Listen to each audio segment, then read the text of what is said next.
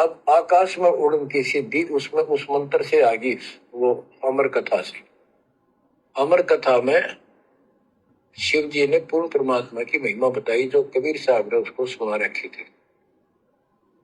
इसमें काफी प्रकरण है, अब इतना समय नहीं जो मैं वो शायरी बताऊंगा आपको। कभी परमात्मा ने दया की बड़ी जेल में, फिर उनको विस्तार से समझाया करेंगे। गुरुदेव कह रहे हैं कभी परमात्मा दया करेंगे तो बड़ी जेल में समझाया करेंगे। बड़ी जेल का मतलब है जेल से बाहर आने के बाद गुरुजी जहां भी रहेंगे, जिस भी आश्रम में रहेंगे, उसको गुरुजी कह रहे हैं मतलब बड़ी जेल। क्योंकि अभी गुरुजी जेल में हैं, जेल से गुरुजी ये सत्संग कर रहे हैं, तो गुरुजी यहाँ के संविधान के अनुसार ये नहीं कह सकते कि अभी मैं छोटी जेल में हूं, मैं हिसार जेल में हूं। अभी गुरुजी जेल का नाम नहीं ले सकते यहाँ के विधान के अनुसार, क्योंकि जेल से बैठकर कभी आज तक किसी ने कोई सत्संग नहीं किए। सरकार जो है वो अलाउ नहीं करती। ये परमात्मा की लीला है, उनका खेल है, ये बाद में पता चलेगा इनके जाने के बाद। जैसे काशी के भंडारे में ऊपर से पानी की धारा आ रही थी, उस समय किसी के दिमाग में नहीं आई। सेवादार जितने भी थे जमीन से 1 फुट ऊपर चल रहे थे, किसी का ध्यान नहीं गया। रसोई में किसी का ध्यान नहीं गया कि इतने लड्डू जलेबी बर्फी ये कहां बन रहे हैं, रसोई घर कहां है, किसी का ध्यान नहीं गया। इसी प्रकार ये वर्तमान में जो हिसार जेल के नाम से जो सत्संग आ रहे हैं, ये बाद में पता चलेगा लोगों को कि ये तो सतलोक से आ रहे थे, सतलोक से।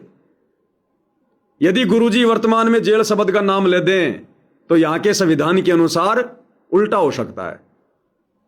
इसलिए गुरुजी कह रहे हैं कि आपको विस्तार से आदरणीय गरीबदास जी की वाणियों को अगर कभी परमात्मा ने दया करी तो बाहर बड़ी जेल में आकर समझाएंगे। यानी वर्तमान में बैठे वो भी जेल ही है, और ये बाहर जब गुरुजी आएंगे तो ये संसार भी जेल ही है। तो बड़ी जेल का मतलब है बाहर किसी आश्रम में बैठकर, क्योंकि गुरुजी जहां बैठेंगे वो आश्रम ही है। वो चाहे ये सतलोक आश्रम हो, चाहे हरियाणा से बाहर कहीं हो, चाहे गुरुजी दूसरे देश में जाके बैठे, जरूरी थोड़ी है भाई। सारे संसार, सारी सृष्टि इस भगवान की, परमात्मा की है।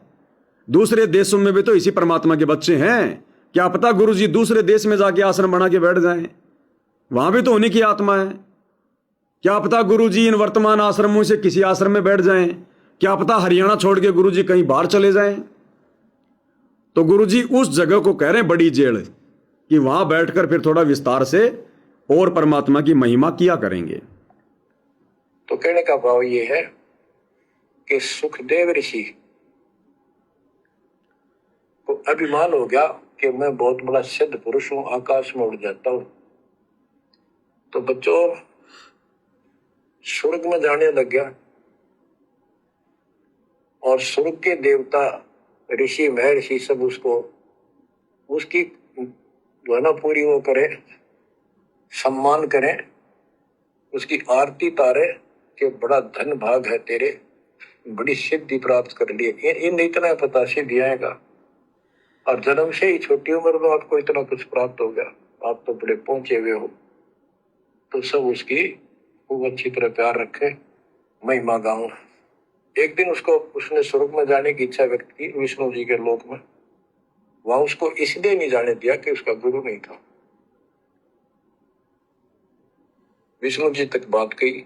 विष्णु जी ने पूछा कि हे ऋषि जी, आपने गुरु नहीं बना रखा? अब नहीं, गुरु की क्या आवश्यकता महाराज, ये गुरु बना रहे वो नहीं आ पाए और मैं बिना गुरु के आ गया।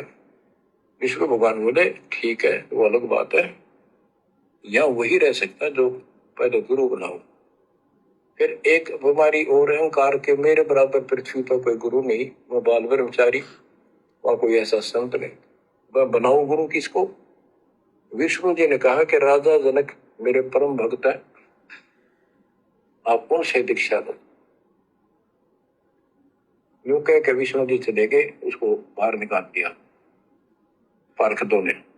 वो स्वर्ग में आए, वहां सारी कथा बताई। फिर अन्य स्वरूप, कोमल स्वरूप, फिर ऋषियों के पास आए नीचे, उनको बताया तो सब ने कहा कि सुखदेव बहुत बड़ी गलती कर रखी है, गुरु नहीं बनाएगा, गुरु नहीं बनाएगा तो गधा बनेगा। तो पिछले जन्मों में उसको एक दो वो रील सी चल गई कि मैं कभी गधा बना था एक बार, और अंधा हो गया, स्वामी ने छोड़ दिया, कुमार ने। और मैं भटकता भटकता इन नाले में फंस गया। मेरा पुली बना दी लोगों ने, आन जान लागे। मैंने कहा नहीं, भटक के भूखा मर के, भूखा होकर तो मरा, प्राण निकले। उस भय से उसको चिंता बनी। फिर अपने पिता के पास वापस आता है। व्यास जी देख के बड़े खुश हुए कि बेटा आ गया। सारी बात पूछी तो सारी अपनी समस्या बताई पिताजी के सामने। पिताजी ऐसे ऐसे बात है, भगवान ने कहा कि राजा जनक को गुरु बनाओ। तो व्यास जी, क्योंकि जितने भी महापुरुष है वो एक सुर में बोलते हैं, उनको इतना ज्ञान तो है, गुरु गुरु बात नहीं बनती। उसने विशेष ज्ञान तो सुना नहीं था, वो बैटरी चार्ज होगी, उसने उड़ा कर रहता, उससे ज्ञान था ही नहीं इसको। तो व्यास जी बोले, रे बेटा मैं तो खुश था, चलो बेटा ना मेरे पास आया, पर न्यू चर्चा तो चल रही है व्यास का बेटा इतना पहुंचा हुआ है, अब तने गुरु नहीं बना रखा, मैं तो कमाल कर दिया। तो 2 कोटि का जीव नहीं, कल नहीं ये तेरा प्राण छूट जाएंगे या बैटरी खत्म हो जाएगी और नरक में जाएगा बेटा। गुरु बिन बात पड़ती है। तो आखिर में हार कहने बोला, हे गुरुदेव, हे पिताजी, मैं कैसे गुरु बनाऊं राजा जनक को। राजा जनक गृहस्थी भाई,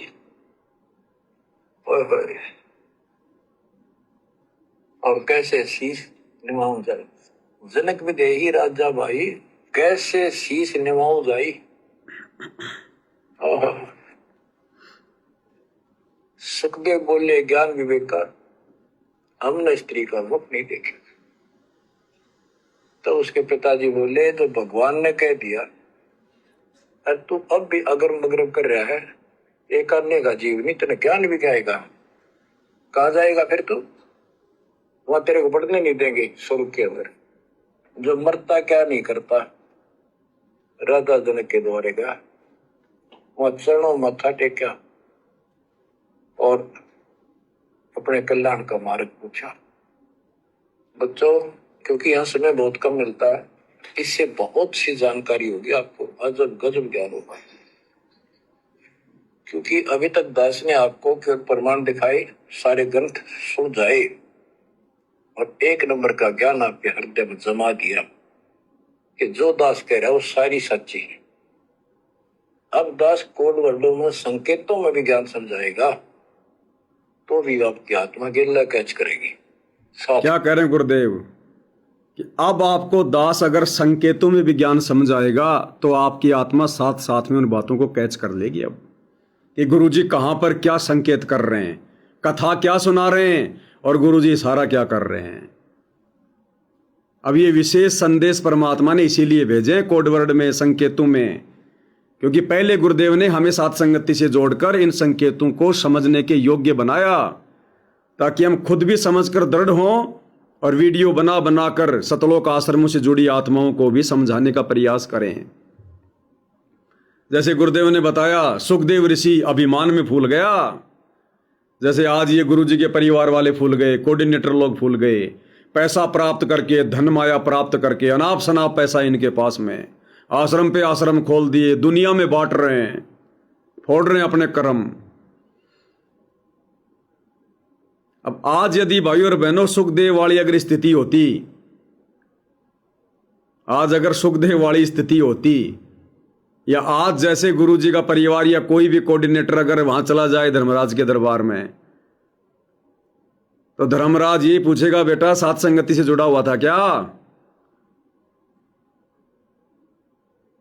ये क्या कहेंगे, हमें क्या जरूरत थी साथ संगति से जुड़ने की। सुखदेव क्या बोला, राजा जनक गृहस्थी भाई, कैसे शीश नवाऊं जाई। तो पवन दास गुरुद्रोही भाई, कैसे साथ संगति से जुड़ू जाई। तो वो धर्मराज ये कहता, गधा बनेगा गधा, जाके साथ संगति से जुड़ जा, भक्ति कर ले। जैसे बिना गुरु के मोक्ष नहीं, ऐसे कलयुग की पिछली पीढ़ी में बिना साथ संगति से जुड़े मोक्ष नहीं। ये साध संगति सतगुरु रामपाल जी का यथार्थ मिशन है। तो भाई जैसे सुखदेव को घमंड था ना, अहंकार था कि मेरे बराबर तो कोई नहीं है, राजा जनक क्या लगे, मैं तो बाल ब्रह्मचारी हूं, मैं तो गुरु जी का बेटा हूं, मैं तो गुरु जी की बेटी हूं, मैं तो कोऑर्डिनेटर हूं, मैं तो आश्रम संभाल रहा हूं। ये साथ संगति वाले क्या लगे हमारे आगे? भैया कुछ भी नहीं लगते, लेकिन हम परमात्मा के सब कुछ लगते हैं। इसलिए साध संगति से जुड़े बिना इस कलयुग की बिचली पीढ़ी में मोक्ष की उम्मीद भी मत करना। भले तुम कुछ भी हो और तुम्हारे आगे हम कुछ भी नहीं है, लेकिन भैया अगर मोक्ष प्राप्त करना है इस कलयुग की बिचली पीढ़ी में, तो ये जो मोक्ष मार्ग है ना, ये साध संगति है। ये किसी पवनदास का चलाया हुआ मत समझ लेना। पवनदास तो खुद नौकर है, साध संगति से जुड़कर अपनी भक्ति कर रहा हूं। ये सतगुरु रामपाल जी का मिशन है। ये बिना साध संगति से जुड़े, और ये जितनी भी भक्ति मर्यादा संघर्ष साध संगति से जुड़े भाई बहन कर रहे हैं, इस प्रकार से भक्ति किए बिना मोक्ष नहीं है। तुम गुरु जी के बेटे बेटियां क्या, चाहे तुम उनके कुछ भी लगते हो उनके, अरे गुरु जी के माता पिता का मोक्ष नहीं हुआ साध संगति से जुड़े बिना। तुम लगते क्या हो बेटा बेटिया?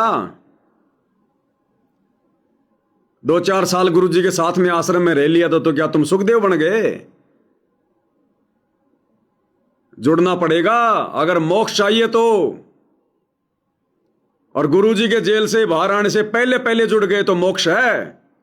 अगर आजीवन मर्यादा में रह के भक्ति करते रहे तो गुरु जी के आने के बाद तो पूरी दुनिया जुड़ेगी, लेकिन वो पार होने वाली स्थिति में नहीं होगी।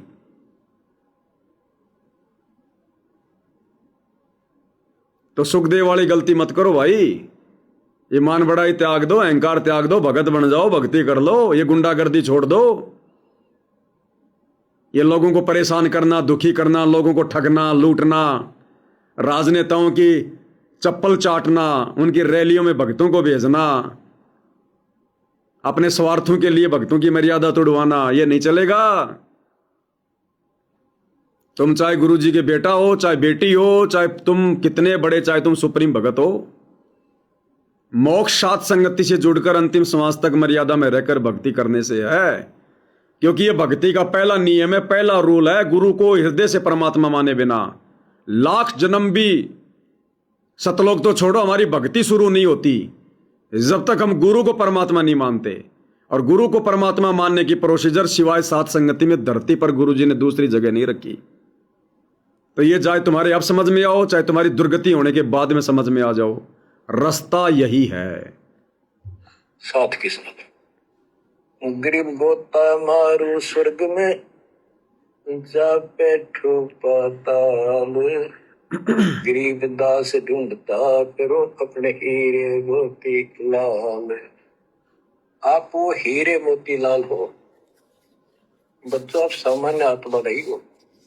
ये परमात्मा आपको कैसे रंग रहा है, रंग में कैसे दूध अमृत पिला रहा है आपको घर बैठे, आपको नहीं पता इसका क्या प्रतिफल होगा।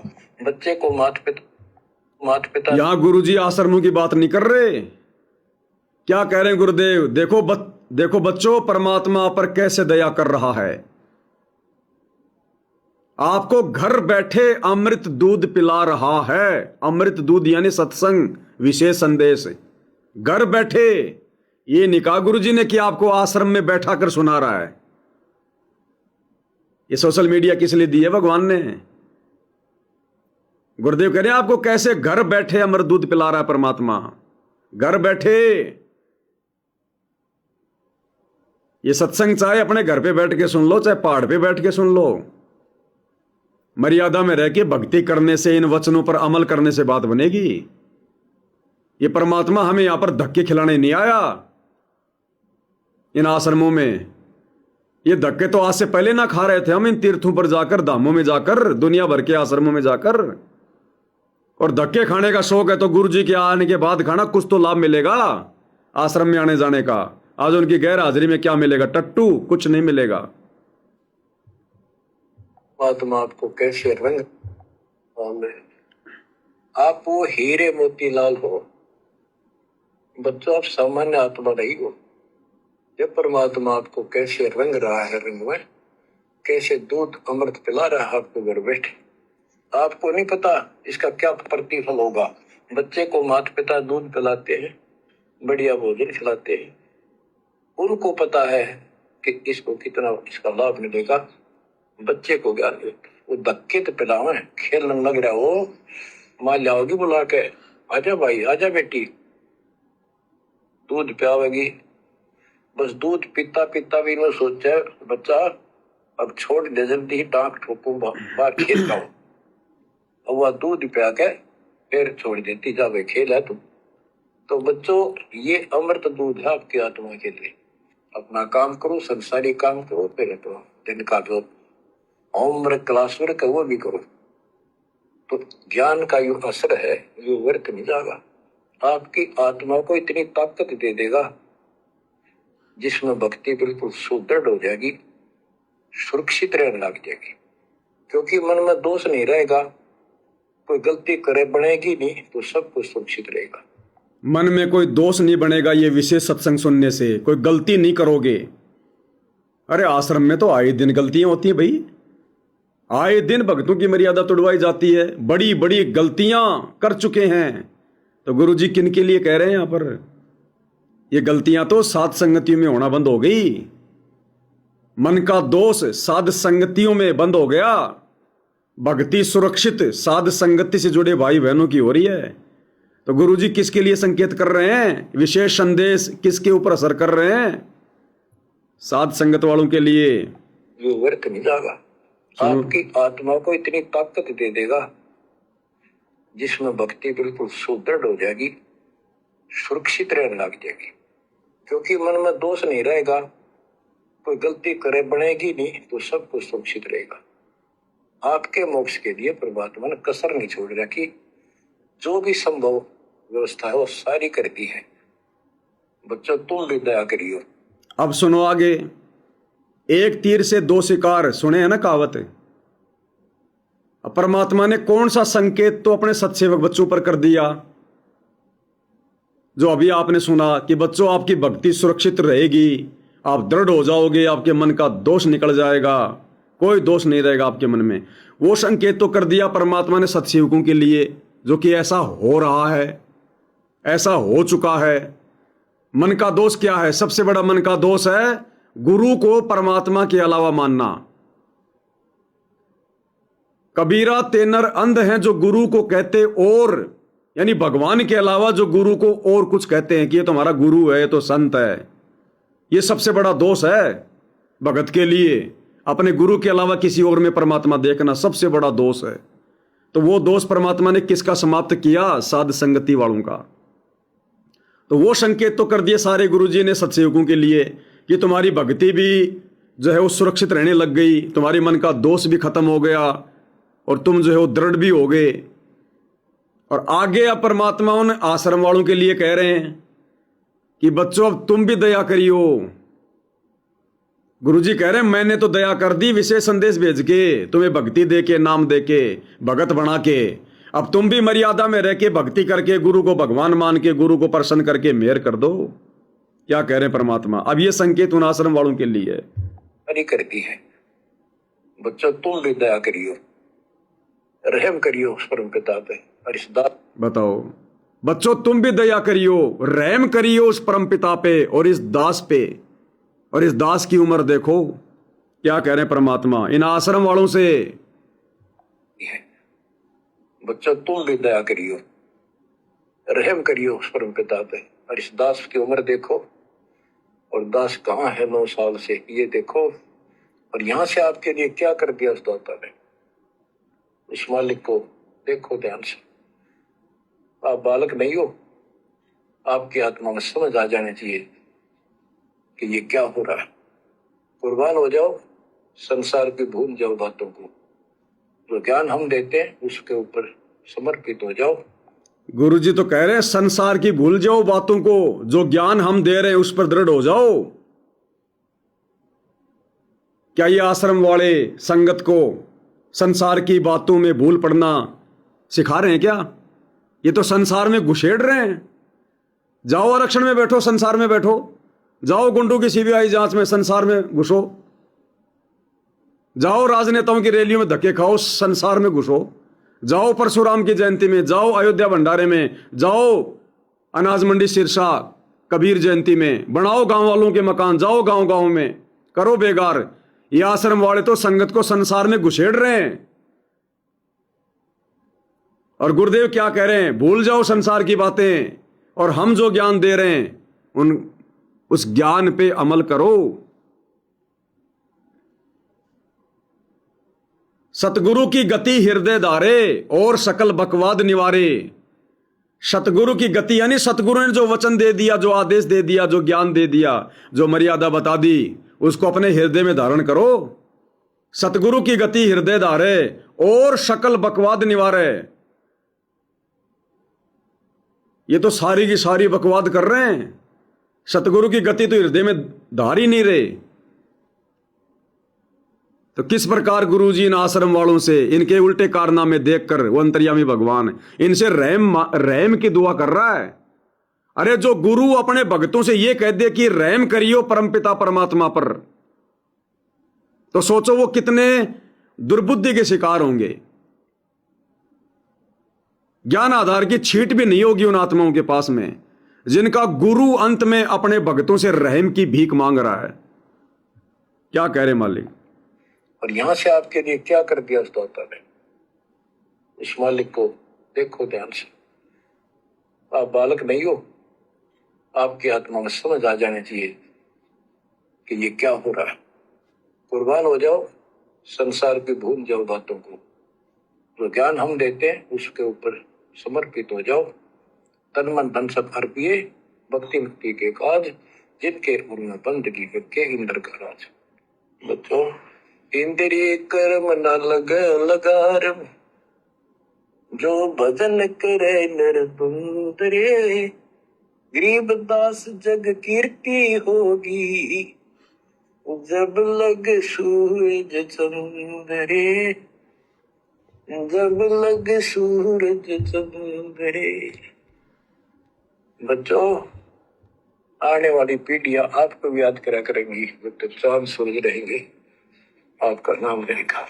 दोनों का नाम रहेगा। आश्रम वालों को भी दुनिया याद करेगी, उनका भी नाम रहेगा, और सात संगत वालों को भी दुनिया याद करेगी, इनका भी नाम रहेगा।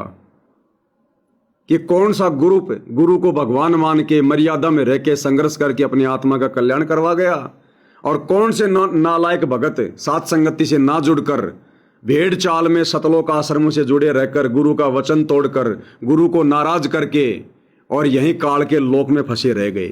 तो दोनों का नाम रहेगा आने वाले समय में, दोनों को दुनिया याद करेगी। इतिहास बन चुका है कि हमारे कौन माता पिता, कौन दादा परदादा दादी इसे अमृत ज्ञान को हमारे पूर्व में लाए थे। आने वाली पीढ़ियों के उद्धार के लिए तुम जिम्मेवार हो। कुर्बान हो जाओ, परमात्मा आपको मोक्ष दे, सदा सुखी रखे। सत साई।